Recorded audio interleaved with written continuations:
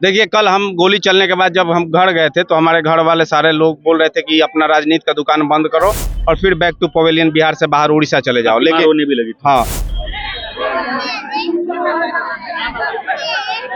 यदि इस लड़ाई में हमारा हत्या हो जाता है तो हम दावे के साथ कह रहे हैं कि घर घर से उज्जवल पैदा होगा। ठीक है। लेकिन हम भाग जाते हैं तो कायर की तरह भाग जाते हैं तो कोई गरीब का बच्चा हिम्मत नहीं करेगा किसी बड़ा लोग से लड़ने के लिए। एक बार जोर से बोली लोग कि पटना नीतीश कुमार के कान में चल जाओ। और पूरा विधानसभा का लोगों का ये मत है कि तुम लड़ो तो हम लड़ेंगे। देखिए, गोली चली, धमकी मिली, लेकिन जो हिम्मत है वो नहीं टूटा है और फिर से जनता के बीच पहुंच गए हैं अमनौर के भावी प्रत्याशी यानी जनसुराज से भावी प्रत्याशी उज्जवल सिंह। क्योंकि कल बीते रात इन पे गोली चली थी, लेकिन आज फिर से जनता के बीच जनता की बात को सुनने, जनता तक अपनी बात पहुंचाने के लिए फिर से जमीन पे उतर चुके हैं। उज्जवल जी, कल गोली चली थी, आज फिर से आप अपने जनता के बीच हैं, पहुंच चुके हैं। देखिए, कल हम गोली चलने के बाद जब हम घर गए थे तो हमारे घर वाले सारे लोग बोल रहे थे कि अपना राजनीति का दुकान बंद करो और फिर बैक टू पवेलियन बिहार से बाहर उड़ीसा चले जाओ। लेकिन होने भी लगी थी। हाँ, हम तो मिले ही नहीं हैं, अभी भी नहीं मिले हैं, कल से ही नहीं मिले हैं, परिवार में किसी व्यक्ति से नहीं मिले हैं।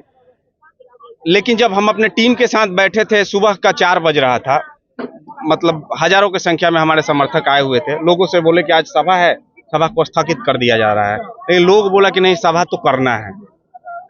तो हमको हिम्मत जगा और हम ये सोचे कि जिस कारवा को लेकर हम आगे बढ़े हैं उसको, उस लड़ाई में यदि हमारा हत्या भी हो जा रहा है तो यदि हम पीछा हट जाते हैं, उस लड़ाई लड़ने में हम भाग जाते हैं तो फिर ये पूरे विधानसभा में कोई नया उज्जवल पैदा नहीं होगा। यदि इस लड़ाई में हमारा हत्या हो जाता है तो हम दावे के साथ कह रहे हैं कि घर घर से उज्जवल पैदा होगा। ठीक है। लेकिन हम भाग जाते हैं तो कायर की तरह भाग जाते हैं तो कोई गरीब का बच्चा हिम्मत नहीं करेगा किसी बड़ा लोग से लड़ने के लिए। परिवार लोग हैं, पत्नी हैं, बच्चे हैं, माँ हैं, डर तो लगा ही होगा जब गोली चली होगी, लेकिन क्या आम जनता की बातों को सुनकर क्या फिर से वही उसी आवाज में दोहराएंगे, उसी रौद्र रूप में क्या फिर से मैदान में निकलेंगे? जब सामाजिक जीवन में आप आ जाते हैं तो अपना परिवार, अपना बाल बच्चा ही अपना नहीं रह जाता है, पूरा समाज, पूरे विधानसभा के लोग ही हमारे परिवार हैं। और पूरा विधानसभा का लोगों का ये मत है कि तुम लड़ो तो हम लड़ेंगे। लोगों से यही आह्वान किए हैं कि यदि इस लड़ाई में हमारा हत्या हो जाता है तो अपने घर से एक एक बच्चा को इस लड़ाई में आप लोग आगे लगा दीजिएगा। सब लोग हमें आश्वासन भी दिए हैं, इन लोगों के भरोसे ही हम लड़ाई लड़ रहे हैं। जब तक जान है तब तक लड़ेंगे। जनता से भी हमने बात की, बहुत सारे मुद्दे उन्होंने बताया, सड़क मुद्दा, नल जल का मुद्दा, लेकिन आप किस बेसिक मुद्दे पे उतरे हैं कि इस पे ही चोट करना है? किस किस मुद्दों के साथ आप इस विधानसभा में इस बार चुनाव में उतर रहे हैं? देखिए, बेसिक मुद्दा यहाँ का पलायन सबसे बड़ा मुद्दा है। रोजगार और शिक्षा और स्वास्थ्य, ये बेसिक बुनियादी मुद्दा है। इस चीज को ठीक कर दिया जाए, हर घर का लड़का शिक्षित कर दिया जाए, हर घर में रोजगार का जो समस्या है उसको दूर कर दिया जाए तो लोगों को बहुत सारा समस्या नहीं होगा। रोड, नल वो बनते रहेगा, वो कोई भी सरकार आएगा तो बनाएगा जाएगा।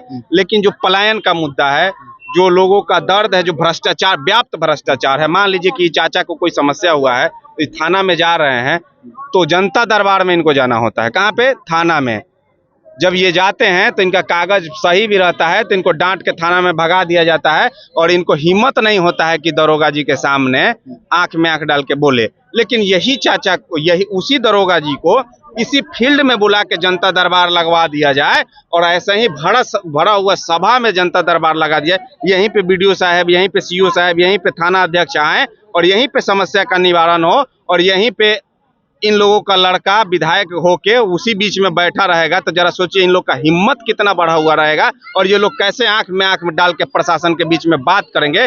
जरा वो दृश्य सोचिए, जब खुला फील्ड में दरबार लगाया जाएगा, जनता दर्शन का कार्यक्रम किया जाएगा खुला फील्ड में। आज जनता मालिक है लेकिन नौकर की तरह ट्रीट किया जाता है। हमारे पैसा से उनको सैलरी मिलता है, लेकिन हमारे लोग जब थाना में जाते हैं तो इनको तुम तराका से तो नीचे बात ही नहीं किया जाता है। आपके घर में माथा फट, चाचा के दुर्भाग्यवश भगवान न करे ऐसा हो कोई मार के माथा फाड़ देता है। चाचा यदि जाते हैं थाना में तो थाना अध्यक्ष जो होते हैं वो खून में सना हुआ पैसा लेते हैं तभी कि आप जमीनी स्तर पे काम करते हैं, समाज सेवा कर रहे हैं, लेकिन पुराने विधायकों की तरह जो वादा करते हैं और भूल जाते हैं, वादा तो टूट जाता है बार बार, क्या आप अगर सत्ता में चुन के आएंगे तो क्या आप चुनावी वादे तो नहीं कर रहे हैं ना? देखिए, हम लोगों से यही बोले हैं, आपके घर में जब बच्चा पैदा लेता है तो आपको ये पता नहीं रहता है ना कि ये चोर होगा कि डॉक्टर होगा कि ईमानदार होगा। भरोसा तो आपको करना होता है। हम नए हैं, हम तो कभी किसी पद पे नहीं रहे हैं, लूटे तो नहीं हैं, ईमानदार हैं, अभी तक तो हम ईमानदार हैं। जीतने के बाद यदि हम चोर हो जाते हैं तो हम तो बोले हैं कि क्या करना चाहिए, बोले हैं ना, क्या बोल रहे हैं, क्या करना चाहिए चाचा? जीतने के बाद क्या बोलना चाहिए? झाड़ू चप्पल से। जीतने के बाद हम अपने दावे पे खड़ा नहीं उतरते हैं और निर्लज की तरह वोट मांगने आ जाते हैं तो लोग हमको खदेड़ देना। स्वतः नेता सुधर जाएगा, स्वतः नेता सुधर जाएगा लोग। तो हम तो जागरूक कर रहे हैं कि लोग खदेड़ दे। ऐसे जागरूक करने के क्रम में एगो नेताजी को मकेर में खदेड़ियो दिया है चाची लोग, वीडियो देखिएगा। पब्लिक को सचेत भी कर रहे हैं कि तरीका बता रहे हैं कि अगर कोई नेता आपके पास वादे करे आए और झूठे वादा दे और वादा को तोड़ दे तो तरीका बताया है कि झाड़ू लीजिए, चप्पल लीजिए और उतर जाइए और उनको उनका तरीका बता दीजिए। बाकी उज्जवल जी हैं और ये भावी प्रत्याशी हैं जनसुराज से और जमीनी स्तर पे काम कर रहे हैं, समाज सेवा कर रहे हैं और आज उतरे हैं अब सभा के लिए, आम आदमी के बीच उतरे हैं। अब देखते हैं और देखना ये खास भी होगा कि चुनावी टाइम जब आएगा तो क्या कुछ नया बदलेगा और जो भी कुछ बदलाव होगा वो भी हम आपको दिखाएंगे और बताएंगे। हमारे साथ जुड़े रहें और देखते रहें सच टॉक्स।